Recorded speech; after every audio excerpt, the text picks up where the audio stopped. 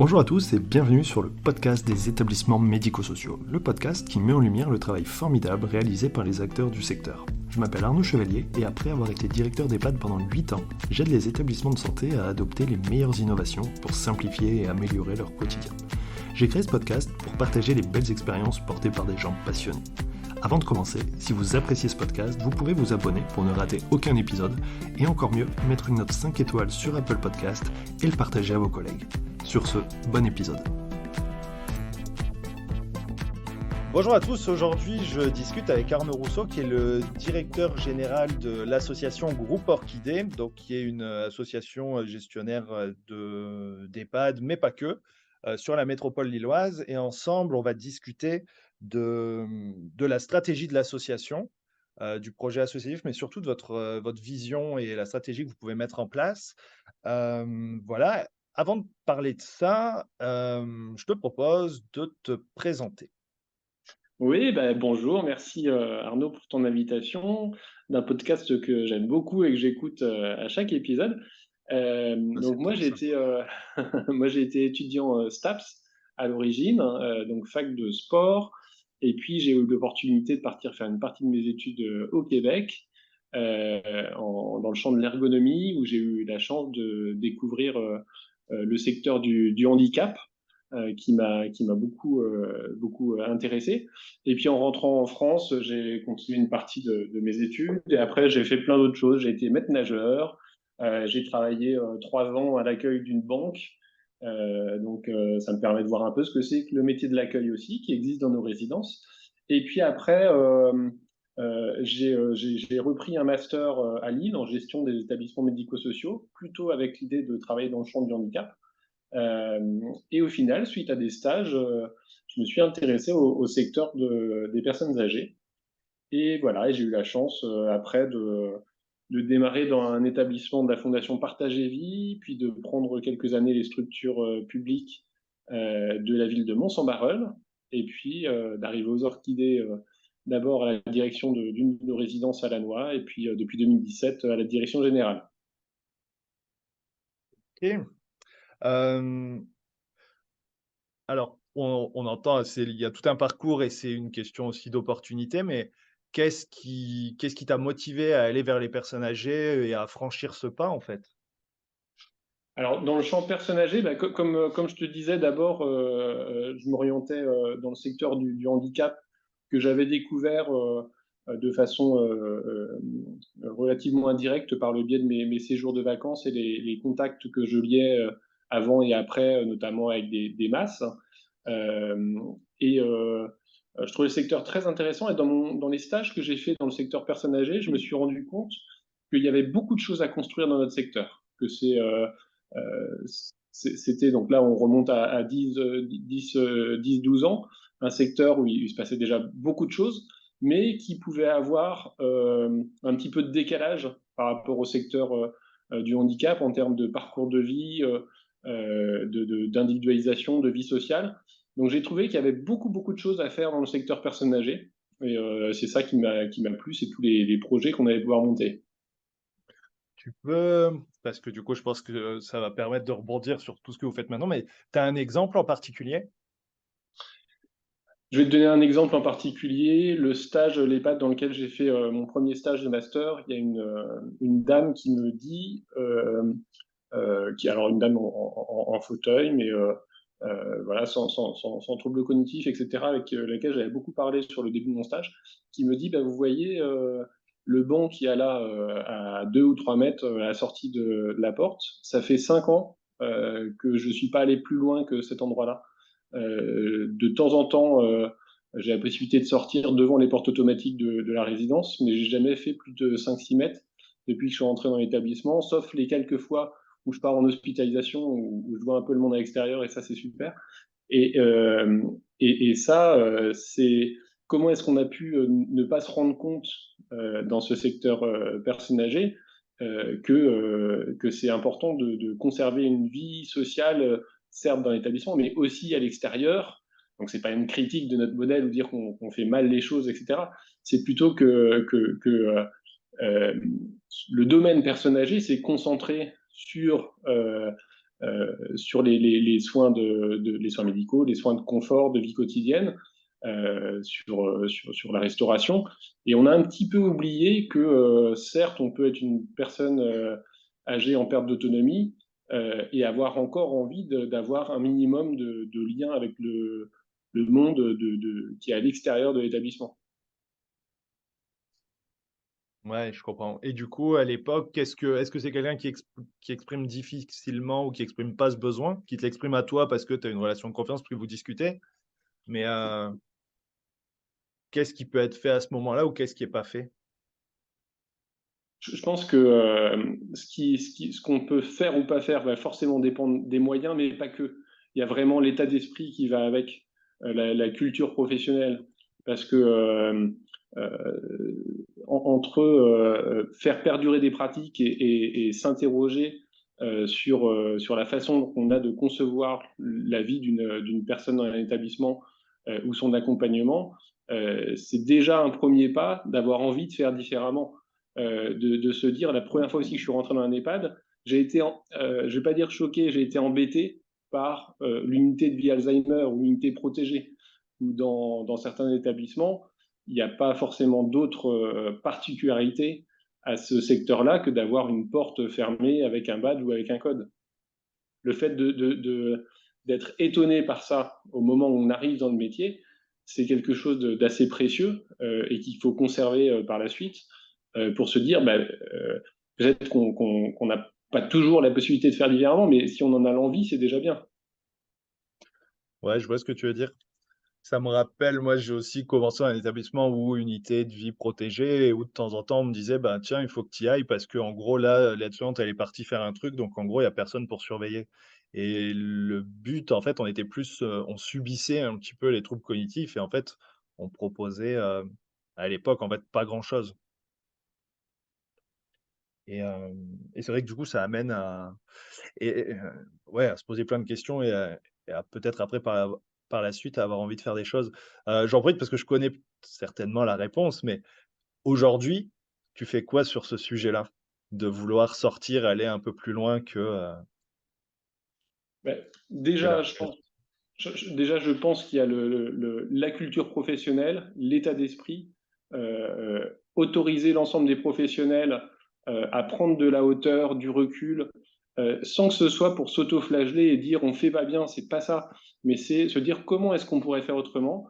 Euh, euh, Par exemple, si on parle de ces fameuses UVA, je vais reprendre les mots de Nicole Poirier, qui est la fondatrice de l'approche Carpe Diem.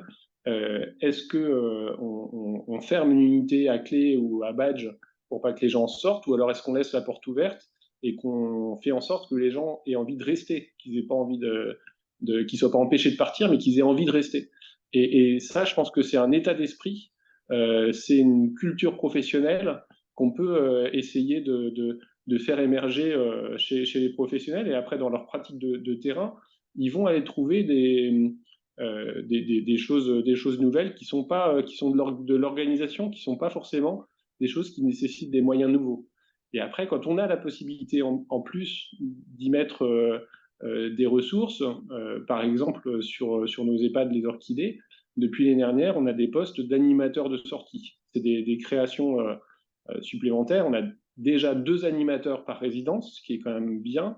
Là, c'est un poste supplémentaire avec des personnes qui ont une petite voiture TPMR euh, qui va permettre de faire des sorties individualisées avec des résidents qui ont notamment ceux qui ont le plus de difficultés à sortir, donc des résidents en fauteuil ou qui ont des troubles cognitifs, et qui vont pouvoir faire des sorties personnelles qui ne sont pas forcément de l'ordre de la sortie au musée, etc. Ça peut être quelque chose d'utilitaire, aller faire un achat et avoir d'ailleurs la fierté de le faire soi-même. Ou alors, il y a un monsieur, c'était vraiment marquant. Lui, ce qu'il c'était aller finalement pas très loin de la résidence, mais aller sur une terrasse d'un café et puis pendant 1 heure de prendre un café, de discuter, puis de regarder les gens passer dans la rue et de vivre un moment qui lui plaisait avant, qu'il n'avait plus revécu jusqu'à présent. Et ça, c'est important. Je te rejoins sur la question de culture, sur revenir encore sur la question de l'UVA. Plusieurs fois après, moi, je cherchais à mettre en place des activités, des animations, ou enfin, voilà, juste déjà de l'activité. dans ces secteurs, enfin dans ces environnements, dans ces lieux de vie plutôt fermés et au début surtout, après ça a quand même changé, mais le réflexe de l'aide-soignante, c'était de dire: «Ouais, mais par exemple, je sais pas, prendre du temps avec la personne, discuter, aller l'emmener faire un tour du jardin, se dire: «Mais j'ai le droit de faire ça?» Parce qu'en fait, c'est pas du tout là, en fait, vous me dites, de faire un truc, mais qui fait pas partie, en gros, de mon travail. Je fais: «Bah si, vous accompagnez la personne, vous faites en sorte qu'elle passe un bon moment, vous lui faites plaisir, c'est quand même la base, c'est super important» et au début, il y avait ce côté, mais est-ce que juste j'ai le droit? Est-ce que ça, c'est travaillé? Et puis après, la deuxième difficulté, c'était le regard des collègues. Qu'est-ce qu'ils vont dire mes collègues pendant ce temps-là? Pendant que ils font des soins, si moi, je suis en train de, bah, aider une dame à mettre du vernis à ongles ou à faire un truc comme ça, voilà. Qu'est-ce qu'ils vont penser? Qu'est-ce qu'ils vont dire? Ils vont faire la gueule, quoi. Question de culture. Mais bon. Tout à fait. Ça me fait penser donc à Mont-Saint-Barreul, on avait mis en place des sorties à la piscine. C'était à la piscine municipale, hein, c'était vraiment chouette de retrouver, aller à la piscine, avoir des temps de jeu avec des ballons, etc., voilà, de s'amuser en fait. Et effectivement, c'était ça. Il y avait toujours au moins une aide-soignante dans le groupe. Ça reposait pas mal sur des familles bénévoles et sur l'ergothérapeute de l'EHPAD, mais aussi une aide-soignante. Et au début, c'était pas facile. Il y avait beaucoup de gens qui étaient motivés, mais qui avaient peur un peu du regard des autres soignants sur le fait qu'ils aient accompagné cette sortie. Et alors que ça fait aujourd'hui, accompagner une fois dans le mois une sortie à la piscine, ça fait totalement partie du métier d'un aide-soignant. De toute façon, il faut aussi apporter de la transversalité. On a des métiers qui ont des fiches de poste avec, bien sûr, des tâches qui sont affectées selon des niveaux de qualification, etc. On a aussi une transversalité à avoir entre tous nos métiers. Et la plus grande transversalité qu'on ait, c'est que chaque personne est responsable de contribuer ou d'amener de la vie sociale aux résidents.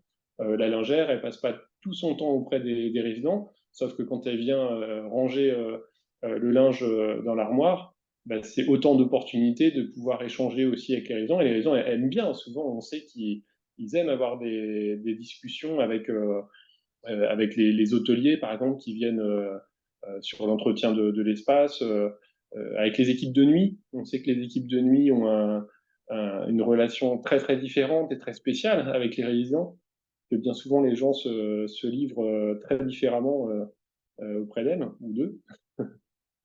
Non, c'est vrai, puis ça redonne du sens. On est dans la question de crise de vocation, de machin, de tension RH, en fait et ça peut être un moyen aussi de redonner encore plus de sens, au travail et puis de remotiver, de remobiliser, de s'oxygéner aussi, changer un peu d'air, faire autre chose et c'est super important. OK, alors l'association Groupe Orchidée, j'ai dit c'est des EHPAD mais pas que. Comment tu présentes l'association?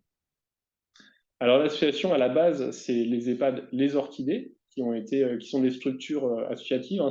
L'ensemble est une association à but non lucratif, loi de 1901, qui ont été créées par des fondateurs qui sont Geneviève et Francis Mullier, qui ont partie de la famille Mullier bien connue dans le Nord, mais qui ont souhaité créer une offre totalement désintéressée, c'est-à-dire qu'ils ont fait un don qui est arrivé dans l'association, qui est sorti de leur patrimoine, pour créer une offre de maison de retraite euh, dans un cadre non lucratif, mais qui soit haut de gamme et innovante. On avait dès la création cette vocation d'être dans la qualité et dans l'innovation au quotidien. Donc là, on est au tout début des années 90. Et pendant quasiment une trentaine d'années, l'offre Orchidée, ça a été ces 5 EHPAD sur la métropole lilloise, donc à Croix-Roubaix, Lannoy, Villeneuve-d'Ascq et Tourcoing. Il y a eu aussi les Orchidées de Moucron, mais qui aujourd'hui n'est plus gérée par notre association. Et donc pendant une trentaine d'années, un peu à l'image de notre secteur, il y avait le domicile ou la maison de retraite médicalisée. Dans les années 2015, on a inauguré une démarche qui s'est appelée démarche Vision, qui est de continuer à innover au sein de ces résidences grâce aux projets, aux idées portées par les équipes de terrain, et en parallèle, un projet associatif qu'on a appelé Ouvrir l'éventail, qui est venu apporter des solutions complémentaires, différentes et complémentaires à l'EHPAD, donc pour des personnes qui ont des besoins différents ou qui ont l'envie de pouvoir choisir dans une gamme d'offres la solution qui peut leur convenir. Donc on a nos 5 EHPAD, dont on est des orchidées, dont on est encore très très fiers, bien sûr, et puis des résidences-services qui s'appellent le domaine des diamants blancs. La première est située à Croix et elle a ouvert en 2020. Et puis la résidence de Bondu ouvre dans 2 mois. Donc les diamants blancs, c'est de la résidence service senior pour des personnes plutôt relativement autonomes et qui cherchent un environnement confortable, beaucoup de vie sociale. Et nous, surtout, on axe notre offre sur la prévention de la perte d'autonomie, avec une équipe de 10 personnes sur place, dont une animatrice à temps plein, un coach sportif à temps plein aussi, qui a la chance de bénéficier d'une petite piscine et donc de pouvoir faire pas mal de séances d'aquagym. Et puis on a un poste de veille santé qui est quelqu'un qui est là pour faire des ateliers de prévention et aussi pour aller identifier des signaux faibles de perte d'autonomie et tout de suite mettre en place des dispositifs pour les soutenir et soit que ça ne s'aggrave pas ou retrouver un niveau d'autonomie initiale. Et au sein de ces résidences aussi, une des grosses particularités, on a un restaurant qui n'est pas la restauration de la résidence-service, mais c'est un vrai restaurant qui accueille autant les résidents de la résidence-service que des personnes de l'extérieur. On a à peu près, même un petit peu plus de la moitié du chiffre d'affaires du restaurant, c'est des gens qui n'ont rien à faire avec la résidence-service. C'est des gens qui viennent faire un déjeuner pour leur travail ou entre amis, des familles le mercredi et le week-end, des couples le soir. Donc quand je suis résident au Diamant Blanc et que je vais dans mon restaurant, bah, la table d'à côté, ça va être des gens qui sont là pour leur travail ou un groupe d'amis. Il va y avoir tous les âges, une micro-société recréée au cœur de la résidence. C'est vraiment la logique du tiers-lieu, mais dans une résidence-service. C'est exactement ça. Et avec une offre de restaurant qui est en plus un très bon restaurant. J'ai pas fait le petit moment pub. Vas-y. Si vous voulez découvrir. Moi, je suis déjà venu et c'est super. À Croix, donc c'est dans le coin de la Villa Cavrois, ça s'appelle Croix Beaumont. Donc le restaurant s'appelle YCY. On peut réserver sur le site internet. Et c'est un très très bon restaurant. Et le restaurant de Bondu s'appellera Suzanne. Ah, ok. Voilà pour les diamants blancs. Quand tu dis résidence service senior avec un axe prévention perte d'autonomie, est-ce qu'il n'y a pas une logique aussi de... Alors, c'est pas de l'EHPAD hors les murs, parce que résidence service senior, ça va s'adresser justement à des personnes beaucoup plus autonomes, mais cette dimension quand même un petit peu de... C'est pas de surveillance de soins, mais c'est vraiment d'anticipation et d'accompagner, de guider la personne pour justement favoriser le maintien de l'autonomie, le maintien à domicile dans cette résidence service senior qui est vraiment de l'habitat et pas de l'hébergement médicalisé. Est-ce que vous l'avez vu comme ça? Complètement, ouais, parce que les gens qui viennent, quand on dit les gens qui viennent en résidence autonomie ou en résidence service sont autonomes, oui, ils sont autonomes et en même temps, ils viennent pas pour rien, ils viennent parce qu'ils pressentent qu'ils peuvent s'approcher d'un mode de vie ou d'un moment où la dynamique de leur autonomie pourrait s'orienter un petit peu différemment. Donc effectivement, une résidence service n'est pas médicalisée, mais elle est faite pour rassurer la personne qui sait par exemple qu'il y a quelqu'un la nuit. Ça permet d'anticiper pas mal d'événements qui pourraient être des déclencheurs du basculement vers la perte d'autonomie. C'est pour ça que pour nous, quelqu'un qui rentre en résidence service, c'est pas quelqu'un qui, au bout de X années, ira en EHPAD. Dans la dynamique individuelle de chaque personne, il y a beaucoup de personnes qui sont à domicile toute leur vie. Il y a des personnes qui rentrent directement en EHPAD. Il y a des gens qui vont en résidence service et qui y passeront toute leur vie. Il y a des gens qui vont en résidence service et qui vont en EHPAD. Et de plus en plus, même, on va essayer de faire la machine inverse. Ce qu'on aimerait bien, ce qu'on a déjà fait plusieurs fois aux orchidées. Évidemment, c'est pas à chaque fois. C'est des gens qui rentrent en EHPAD et puis qui retrouvent suffisamment d'autonomie pour repartir à domicile. Ce qu'on va essayer d'inaugurer là avec les diamants blancs, c'est un appartement, je ne sais pas si on peut le qualifier d'appartement thérapeutique, d'appartement un petit peu test, un appartement équipé où quelqu'un qui serait résident aux orchidées et qui, donc dans l'EHPAD, et qui aurait le sentiment de pouvoir revenir soit une résidence-service ou dans son domicile, pourrait conserver sa chambre, enfin son studio à l'EHPAD, et pendant des journées ou pendant une nuit un petit peu test, venir essayer l'autonomie au diamant blanc. Et puis si ça fonctionne, et ben on continue. Et puis pendant un mois, on garde en parallèle l'appartement des diamants blancs et le studio à l'EHPAD. Et puis au bout d'un mois, et ben on choisit ce qu'on fait. Je pense que l'EHPAD peut aussi être un tremplin et un retour à l'autonomie, en plus de maintenir des niveaux d'autonomie ou d'accompagner des personnes qui perdent de l'autonomie. Non, c'est sûr, ça fait un peu rêver quand même. C'est vrai que là, sur cette notion de vision, c'est vraiment cool parce que ça permet de casser aussi un petit peu ce qui est quand même une réalité, mais de parler d'EHPAD comme le dernier domicile, dernière demeure où on y vient pour mourir et tout ça.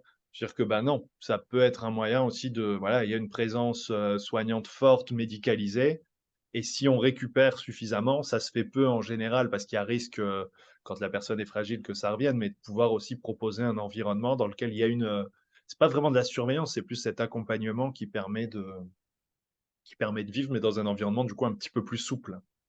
Je pense que c'est vraiment la philosophie ou l'approche culturelle dont on parlait tout à l'heure.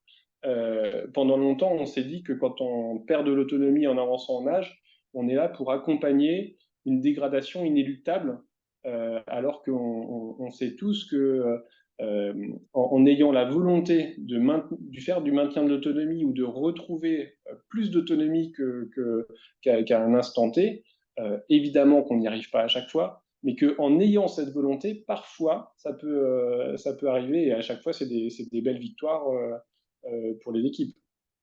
Clairement, et puis même si ça marche pas, pour la personne, je trouve ce qui est génial, c'est que au moins elle a essayé en fait. Et elle revient en EHPAD en disant: «Bon, on a fait tout ce qu'on a pu», même pour la famille, hein, la question de la culpabilité, mais on a fait tout ce qu'on a pu, on a testé, OK, ça marche pas. Mais au moins, on le sait et on va pas nourrir ce regret-là de se dire: «Bah, en fait, je suis pas à l'endroit où je devrais être, peut-être que ça pourrait être mieux». Là, au moins, ça permet de valider et de voir, en fait. Et c'est vrai que tant qu'on n'a pas testé, on ne sait pas. Et puis après, en EHPAD, on essaye tous aussi d'avoir cette approche domiciliaire, de faire en sorte que ce lieu de vie au sein de l'EHPAD soit identifié par la personne comme son domicile, au-delà de l'environnement matériel, où elle va pouvoir avoir le sentiment d'être chez elle. Ça veut dire aussi de décider d'avoir une prise sur sa vie et sur son projet de vie. Ouais, tout à fait. Bah, là, du coup, un retour comme ça, c'est vraiment un super projet de vie, quoi, Ouais. qui est pas évident. OK, donc des EHPAD, vous embrayez sur les résidences services seniors parce qu'il y a aussi cette logique de parcours, en fait, hein, et de pouvoir proposer quelque chose d'alternatif entre le domicile et l'EHPAD. Quoi d'autre?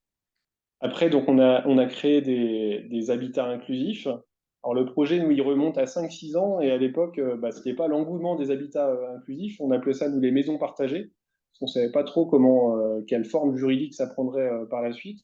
Et puis il y a eu un fort développement de cette façon-là de créer de l'offre. Donc on a des petites maisons qui s'appellent Amavitae, euh, qui accueillent chacune 8 personnes touchées par la maladie d'Alzheimer. Alors, on présentait souvent le projet en disant à un stade précoce. En réalité, on s'est rendu compte que c'est précoce de notre regard de directeur d'EHPAD. C'est des gens qui, s'ils ne venaient pas dans cette maison-là, qui vont rentrer en EHPAD. C'est des gens pour qui le domicile est devenu plus la meilleure solution. Donc voilà, ces petites maisons qui ne sont pas des établissements médico-sociaux, donc qui sont des maisons qui accueillent chacune 8 personnes, pour leur proposer un mode de vie qui est celui d'une petite maison, c'est-à-dire bah, s'occuper de la maison, aller faire les courses, faire la cuisine, euh, et un mode d'accompagnement qui est inspiré à 99% par l'approche Carpe Diem, créée par Nicole Poirier au Québec il y a maintenant plus de 20 ans. Et on a des intervenants qui sont totalement polyvalents, c'est-à-dire que là, pour le coup, on n'a pas des métiers différents. Il y a un seul métier existant dans les maisons Amavitae, c'est intervenant polyvalent, et qui sont salariés des habitants par le biais d'un service mandataire. Et ces intervenants sont là pour permettre que le projet se déroule, c'est-à-dire le projet, c'est que les habitants soient sollicités et mobilisés dans toutes les activités du quotidien.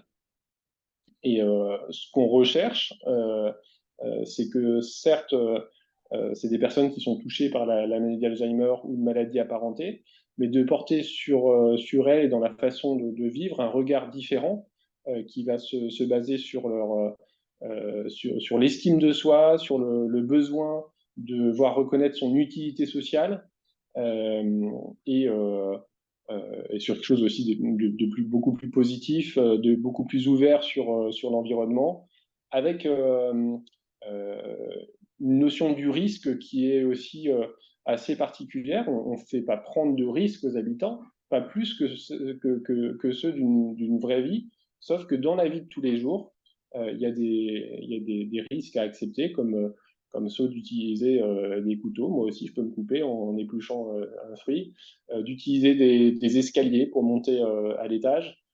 Sauf que ce qu'on voit aussi, c'est que cette vraie vie qui peut comporter cette part de risque, ou le fait que les portes ne soient pas fermées de la maison, elles comprennent aussi des avantages très très forts, notamment pour voir des personnes touchées par des maladies neurodégénératives évoluer très différemment. Nous, on le constate, maintenant, ça fait 1 an et demi que la première maison est ouverte.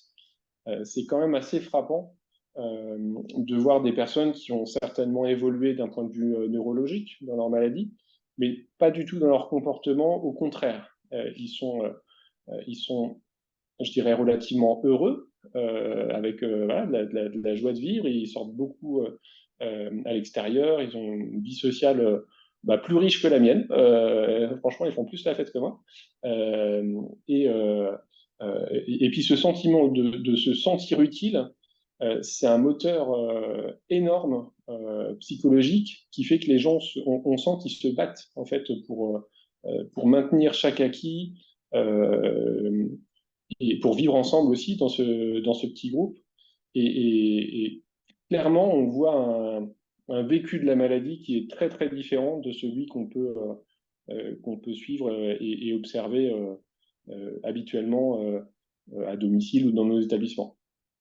Ouais, tu disais tout à l'heure, l'UVA, l'unité fermée, en gros, c'est est-ce qu'on verrouille la porte pour pas que les gens y sortent ou est-ce qu'on laisse ouvert mais qu'on fait en sorte qu'ils aient pas envie de sortir? Et là, comme ils participent au quotidien à la vie de la maison, ils ont du travail, ils sont attendus, il y a plein de choses à faire. Donc en gros, on pense pas à partir, on pense pas à faire autre chose ou éventuellement même à ce qu'il y ait des troubles du comportement en fait. Il n'y a pas le temps pour ça. Du coup, Tout tout se à passe bien. fait. Et puis, par exemple, donc les portes de la maison et le portillon du jardin sont ouverts, mais les résidents, ils pourraient sortir, ils sortent pas énormément d'eux-mêmes ou tout seuls, parce que de toute façon, ils sortent tous les jours. Tous les jours, ils vont aller au magasin, etc. Donc, je rentre, je retourne dans la maison, j'ai quelque chose à raconter, je suis un petit peu fatigué, donc voilà, je m'installe dans mon fauteuil, je vais peut-être un petit peu mieux dormir la nuit ou mieux faire la différence entre le jour et la nuit. Et puis, c'est aussi cette vie-là, c'est en termes thérapeutiques, c'est ma meilleure stimulation. On aime beaucoup aussi, alors je parlais de Nicole Poirier, donc, qui a formé nos équipes, qui est venue dans les maisons là récemment et on était très très contents. Et puis en plus, elle a trouvé ça bien, donc on était très fiers. Mais on aime beaucoup aussi le psychologue Stéphane Adam, lui qui est en Belgique, euh, et qui souvent parle de qu'est-ce qu'un atelier mémoire, par exemple. Et il dit s'asseoir autour d'une table et puis poser des questions. Bien sûr qu'on le fait tous et que c'est intéressant, etc. Mais le meilleur atelier mémoire, c'est de dire on doit aller faire les courses. Et puis, il faut marcher pour aller jusqu'au magasin. Bah, tiens, c'est de la motricité. Ça fait aussi travailler le cognitif. Et puis, je vais devoir rentrer dans le magasin. Et puis, il faut que je trouve les fruits et les légumes. Je vois des gens passer autour de moi. Alors, il nous fallait combien de pommes? Ok, tant pour quel projet? Pour faire une tarte, etc. On prend le nombre de... Enfin, la vie quotidienne, c'est le meilleur support, en fait. Non, mais c'est clair et ça marche sur tous les sujets, hein.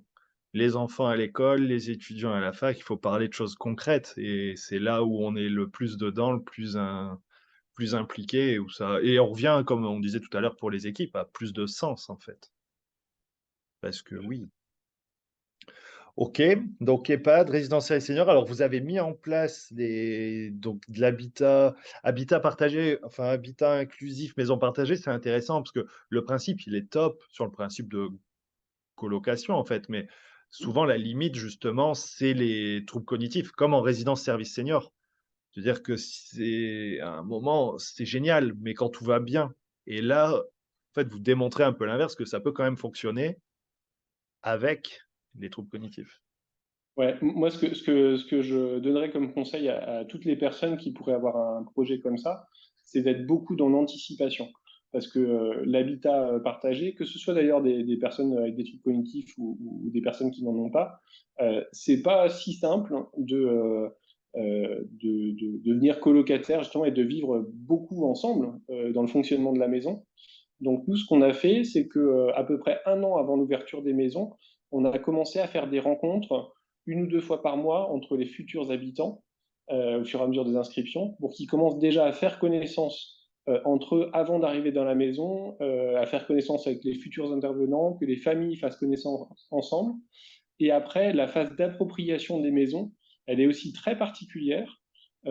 Pendant le mois de formation des équipes avant l'ouverture des maisons, donc c'est un mois de formation avec Carpe Diem, les intervenants polyvalents, chaque intervenant polyvalent va rencontrer 6 fois à domicile, 6 demi-journées, un des futurs habitants. Et puis après, ils font une sortie ensemble à l'extérieur. Après, les habitants sont venus sur une journée, tous ensemble. Et ensuite, au fur et à mesure, ils sont revenus une journée où on leur a proposé de rester dormir parce ils savaient qu'ils avaient leur chambre qui était installée, etc. Et donc, il y a eu une progression comme ça très importante. Et la dynamique de vie est vraiment chouette. Pour la première maison, on avait énormément de craintes là-dessus, sur le fait que c'est mieux d'habiter à plusieurs que tout seul. Et puis finalement, on a plutôt une bonne surprise sur l'ouverture de la deuxième maison qui a ouvert en octobre dernier. C'était assez incroyable parce que c'est des profils de gens assez festifs, ça chante beaucoup, ça danse énormément.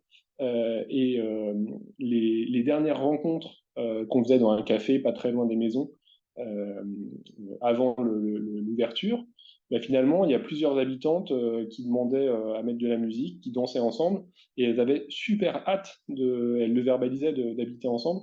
Donc voilà, ça n'était pas difficile, au contraire. Ils ont été rapidement ravis de pouvoir se retrouver et de vivre ensemble. C'est génial parce que c'est ce qui manque un petit peu en EHPAD. Genre, on pourrait le faire, on peut toujours le faire. Il y a des établissements maintenant qui impliquent les résidents dans les recrutements et tout ça, mais même comment on facilite l'intégration, parce qu'en fait, on choisit pas ses voisins en EHPAD. On choisit pas les résidents qui sont déjà là. On choisit pas l'EHPAD en fonction de qui il est, même si, en général, sur un secteur, on peut se dire, bah tiens, je vais choisir entre tel et tel établissement qui sont à peu près à même distance parce que je connais un tel et un tel là-bas. Et ça change tout. Mais non, c'est vraiment super intéressant. Alors, du coup, c'est quoi en fait votre vision? Tu l'as dit un peu tout à l'heure, mais est-ce qu'il y a d'autres choses? Et si on le synthétise, c'est quoi pour toi la vision que peut avoir un EHPAD sur l'avenir, on parlait à un moment beaucoup de l'EHPAD du futur, mais c'est plutôt l'accompagnement du futur. Comment toi tu vois les choses? Comment vous voyez les choses? Alors bah, déjà peut-être très rapidement pour terminer sur le groupe orchidée. Voilà, je t'ai dit les EHPAD, les orchidées, les résidences services, les diamants blancs, les habitats inclusifs Amavitae. Après, on a un petit centre de formation qui s'appelle Sensage, qui fait de la formation professionnelle continue. On a créé aussi Séjour Azur, qui organise des séjours de vacances pour seniors et pour couples aidants aidés, notamment sur l'île de Djerba en Tunisie. Et puis les orchidées à domicile, qui sont le décloisonnement, et voilà, on reboucle sur l'EHPAD, qui sont le décloisonnement de l'EHPAD sur son environnement, pour soit apporter des compétences de l'EHPAD au domicile de seniors qui habitent à proximité, ou alors faire venir ces personnes dans l'EHPAD pour découvrir ce que c'est que la vie d'un EHPAD et venir bénéficier d'une compétence qui s'y trouve ou d'un moment de lien social. Et donc là, pour revenir sur le modèle un peu de l'EHPAD et l'EHPAD du futur, je pense qu'il y a une première chose d'abord, c'est qu'il serait certainement dommage de repartir sur un modèle et de dire l'EHPAD du futur, ça doit être tel ou tel EHPAD, parce que finalement, il y a plein d'équipes en France qui réfléchissent à plein de choses, et on est plutôt, à mon avis, à devoir ouvrir là aussi cet éventail d'offres, et que certains EHPAD fassent des choses un peu différentes parce qu'elles ont des équipes qui portent un projet différent, qui ont une sensibilité différente. Maintenant, personnellement, moi, si je devais décrire l'EHPAD idéal, il aurait certes plus de ressources pour continuer à améliorer l'accompagnement du quotidien, mais il serait aussi axé sur bah, quand même le maintien de l'utilité sociale et de la vie sociale. Si on devait vraiment synthétiser à l'extrême, alors oui, il faut plus de professionnels de l'accompagnement qui vont faire les gestes du quotidien, mais il faut que chaque étage ou chaque secteur ressemble à quelque chose qui est de l'ordre du PASA peut-être, avec une activité riche et par exemple, on pourrait très bien, il y a des EHPAD qui ont essayé ça, nous on n'a pas eu la chance de réussir à le faire encore, mais on pourrait très bien se dire que le repas du midi, il est préparé par la cuisine de l'établissement et que le repas du soir, il est préparé à chaque secteur ou chaque étage par les habitants tous les après-midi. Parce que finalement, ça voudrait dire que tous les matins, il faudrait que quelques personnes de cette petite unité de vie de l'étage du secteur aillent faire des courses et préparer, et prévu, etc. On revient et puis l'après-midi, on prépare aussi la soupe ou le repas, on prépare le gâteau, le goûter, pour avoir reconstituer un peu cette petite vie euh, avec un nombre de personnes limité et très ouvert sur l'extérieur. Mais je trouve que ce point de vue-là, il bouge déjà énormément. Il y a énormément d'établissements qui s'ouvrent, alors déjà les uns sur les autres, mais aussi qui s'ouvrent sur la vie de leur quartier. Il y a beaucoup, beaucoup d'équipes qui ont envie de faire rentrer la vie de leur quartier, la vie sociale, de sortir beaucoup plus. Il y a quand même déjà beaucoup d'avancées dans ce domaine. Il y a pas mal de tiers-lieux qui ont vu le jour. Et ça peut être des choses très très simples. Je pense qu'on n'est pas les seuls à le faire. On a des salles polyvalentes qui sont pas forcément utilisées tous les soirs. Bah, nous, on a proposé à des associations culturelles, artistiques, sportives, de pouvoir utiliser gratuitement nos salles polyvalentes. Donc, ça veut dire faire rentrer des gens dans des EHPAD. Des fois, moi, je l'ai fait récemment avec une troupe de théâtre d'improvisation. Bah, finalement, quasiment tout le monde était jamais rentré dans un EHPAD. Et puis juste avant, il disait oh là là, bah, tu vas nous amener faire notre séance dans la salle polyvalente de l'EHPAD, ça va être terrible. Ils sont ressortis, ils avaient une vision différente de ce que peut être un EHPAD.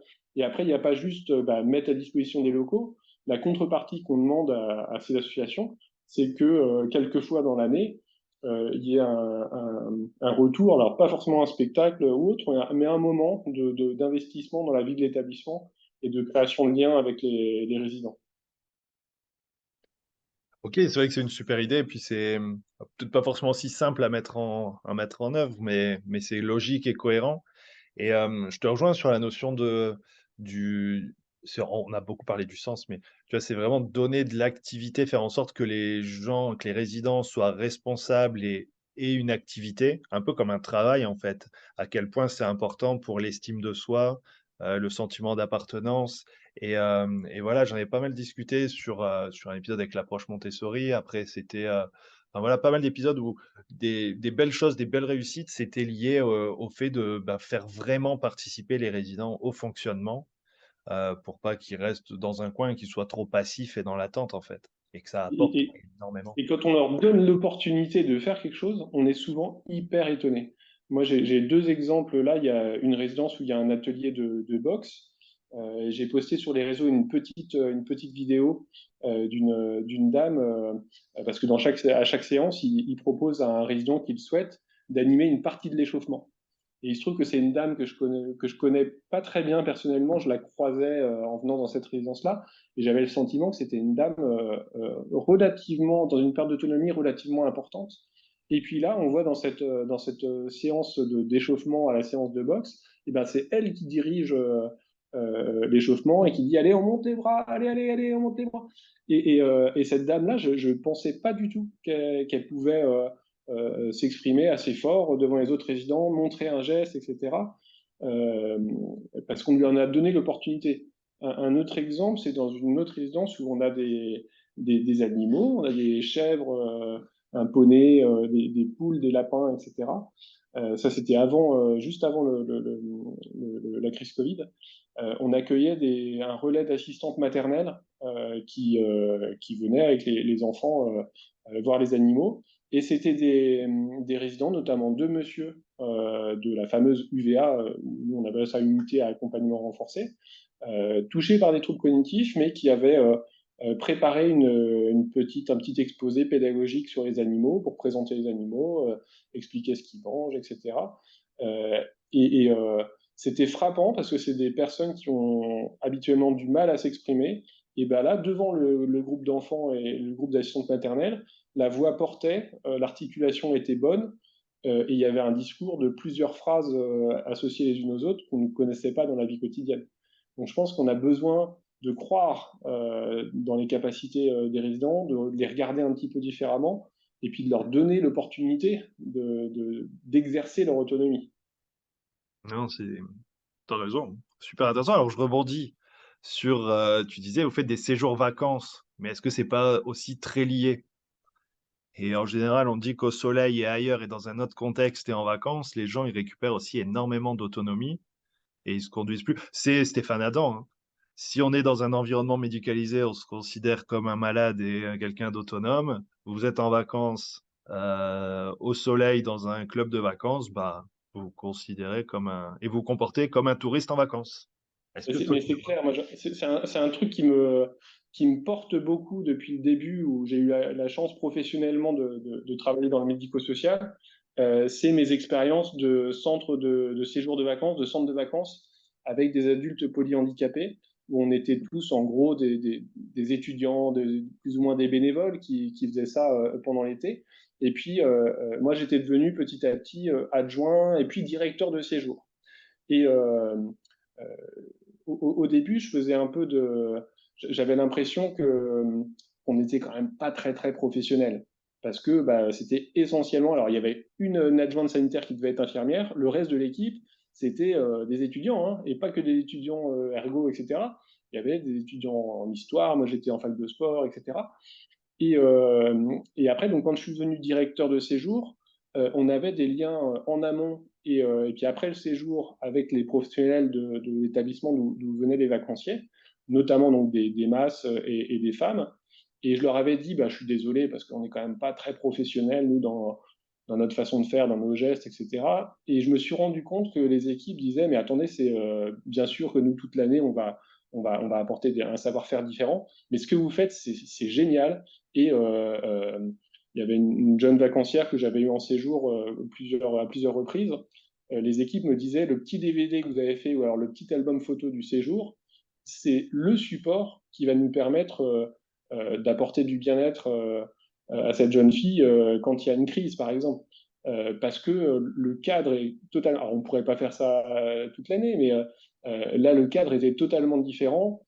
Alors, on avait aussi pas mal de moyens, hein. On avait à peu près un animateur par vacancier, 5 ou 6 minibus, du budget pédagogique, mais on faisait des trucs hallucinants. On a fait je me rappelle de 2 jours de descente de kayak avec des jeunes, alors qu'ils avaient près mon âge, hein, polyhandicapés, sur un kayak adapté, etc. Le soir, camping sur le bord de la rivière.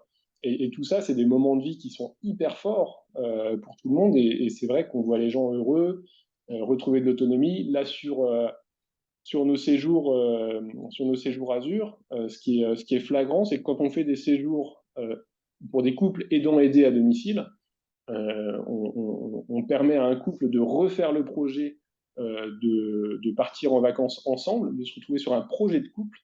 Donc l'aidant, bah, il a la possibilité de demander du répit sur place avec des professionnels de l'hôtel qui ont été formés par nos soins. Mais finalement, la personne en perte d'autonomie, elle aussi, elle passe des bonnes vacances et elle retrouve aussi de l'autonomie à ce moment-là. On a une vidéo sur Internet qui est vraiment géniale avec un monsieur parkinsonien qui dit mais c'est lourd d'ici parce que il arrive à beaucoup mieux marcher dans la journée, à pas ressentir de phase off et c'est vraiment chouette. Et puis sur les séjours qu'on a depuis les EHPAD, on l'a déjà vu aussi, parce que là c'est hyper intéressant et ça peut contribuer. Je sais qu'il y a plein d'autres établissements qui font des séjours de vacances. Ça peut contribuer à amener les professionnels à voir les résidents différemment, dans un cadre différent. Là, c'était une dame d'un EHPAD, la soignante qui l'accompagne habituellement et qui doit faire beaucoup de choses pour elle, l'a vue qui s'était levée toute seule, elle s'était habillée toute seule, et puis elle était allée prendre une petite assiette au buffet de petit déjeuner, elle s'était pris son petit déjeuner et elle s'est installée à une table en bord de mer, parce qu'on est en bord de mer à Séjours Azur. Euh, mais, euh, mais je sais que dans plein d'autres établissements, dès qu'il y a des séjours, c'est des choses qui sont observées par les professionnels et qui les amènent à voir les résidents et leur métier un peu différemment. Ah oui, c'est important. Euh, ok, alors bah, vous avez fait plein de choses en peu de temps, hein, parce que c'est une démarche de vision. J'ai noté 2015, donc 2015-2017. C'est quoi la prochaine étape, votre vision pour la prochaine étape? C'est quoi le Bah, plan? déjà stabiliser un petit peu ce qu'on a fait, parce que on a à la fois les orchidées qui sont vraiment des super EHPAD avec des super équipes qui sont matures, quoi, qui fonctionnent bien. Et à côté, on a des nouveaux projets qui viennent de démarrer, qui eux ont besoin de trouver leur rythme de croisière. On a besoin d'asseoir un petit peu tout ça économiquement pour que tout fonctionne bien. Après, on ne s'interdit pas dans notre éventail d'avoir des branches supplémentaires. Là où il y a le plus de développement à venir, vraisemblablement, ce sera bon, les orchidées à domicile, qui sont vraiment en train de se déployer. Peut-être, je l'espère, avec le CRT, le Centre de ressources territoriales, sur lequel on a déposé un appel à projet en partenariat avec les 4 centres hospitaliers de notre territoire, qui est en gros Roubaix-Tourcoing, et puis les deux CCAS de Roubaix et Tourcoing. Donc on a un partenariat assez inédit pour cet appel à projet avec des centres hospitaliers, des CCAS et l'association Groupe Orchidée. Donc ça pourrait faire quelque chose de très sympa. Et puis après, les maisons Ama Vitae, on ressent à la fois une demande très forte d'un point de vue institutionnel et d'un point de vue des personnes elles-mêmes et de leurs proches. Ok, pas de scoop sur un truc, parce que autant les services à domicile, résidence service senior, on peut connaître, alors pas à votre échelle, parce que souvent c'est des très grands, alors pas les services à domicile, mais c'est porté par des très grands groupes, mais ouais, voilà, ok. Est-ce qu'il n'y a pas quelque chose de plus, voilà, à la fois créatif et innovant dans les Ah cartons, on peut bah, dire. là, désolé, j'ai pas de scoop aujourd'hui, Ouais, mais mince. mais par contre, on est preneur de toutes les idées et puis enfin, on ancre nos projets beaucoup sur le terrain. Donc, dans nos équipes, il y a plein de projets. Si tu veux que je te parle juste de projets qui sont dans les cartons, oui, on voudrait racheter enfin, accompagner une famille qui tient une ferme. Et puis créer un habitat aussi partagé au sein de la ferme pour partager un peu cette vie-là, celle de la ruralité, avec ces journées assez atypiques pour des personnes qui ont connu ça. Ça, c'est un animateur de la noix qui aimerait faire ça et ce serait super. Mais non, des idées, il y en a plein. Après, là, on est plutôt à stabiliser un peu notre développement actuel. Non, je comprends. La, le, la ferme, le fait d'être dans ce milieu-là, il me semble qu'il y a quelque chose comme ça aux Pays-Bas, je crois, où ils ont fait Tout à un fait. village à la ferme ou un très grand établissement, et où les résidents doivent gérer l'exploitation agricole Absolument. Après, on s'intéresse aussi au sujet des villages Alzheimer. Donc, on est allé visiter Uitreweek, qui est à côté d'Amsterdam, aux Pays-Bas. Moi, j'ai ouais, eu la chance d'aller voir aussi le village landais à côté de Dax. ouais, On s'y intéresse beaucoup, tout en se disant qu'on aimerait, si on devait adapter un petit peu ce format-là, on l'adapterait un petit peu différemment, avec quelque chose d'un petit peu plus ouvert sur la ville, d'un petit peu plus mélangé. Euh, mais voilà, ça fait partie des projets auxquels on réfléchit. Ça reste aussi des projets avec des investissements vraiment très très lourds qui sont compliqués à mener en ce moment parce que le contexte est aussi un petit peu plus difficile pour mener les projets. Tu vois, si je dis ouais, bien développer sûr. à créer, c'est aussi ce qui est le plus facile entre guillemets à développer d'un point de vue budget. Ouais, bien sûr. Les villages landais, ce qu'ils expliquaient, c'est que faire un village, il faut de l'espace. Si on veut que ce soit ouvert, il vaut mieux que ce soit accessible et en centre-ville. Sauf que trouver de l'espace pour un village en centre-ville, en fait, c'est compliqué. Ouais. Ok, super. Et merci pour tous ces échanges, pour ce partage, pour ton témoignage. Et puis, comment peut-être, si on veut te proposer un truc super innovant, comment on te contacte, comment on vous contacte aux On orchidées. trouve toutes les coordonnées sur groupeorchidée.com. Voilà, et puis tu es actif aussi sur les réseaux, LinkedIn, Absolument. on peut te solliciter. Ok, merci Arnaud, à bientôt. Merci Arnaud, à bientôt. Merci d'avoir écouté l'épisode jusqu'au bout, j'espère que le sujet vous a plu et qu'il vous inspirera. Pour m'aider à faire connaître le podcast, abonnez-vous sur votre plateforme d'écoute préférée ou notez-le et partagez-le sur vos réseaux sociaux. N'hésitez pas à me contacter sur LinkedIn pour toute remarque ou proposition de sujet. Bonne journée et à bientôt sur le podcast des établissements médico-sociaux.